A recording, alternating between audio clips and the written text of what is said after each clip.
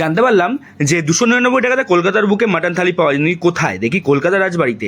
গিয়ে দেখি ওরে বাবা কি বড় লাইন, প্রায় 2.5 ঘন্টা লাইন দিয়ে এবার ভিতরে যাই। চলো ভিতরে গিয়ে দেখি প্রথমে একটা বরণের থালি রাখা আছে, ডেকোরেশনটা জাস্ট অসাধারণ ভাই। আরও কিছুক্ষণ ওয়েট করার পরে দাদা চলে এলো আমাদের বরণ করতে। তো দাদা আমাদের বরণ করে নিয়ে বললো এবার যাও ভিতরে যাও, ভিতরে গিয়ে খাবার এনজয় করো।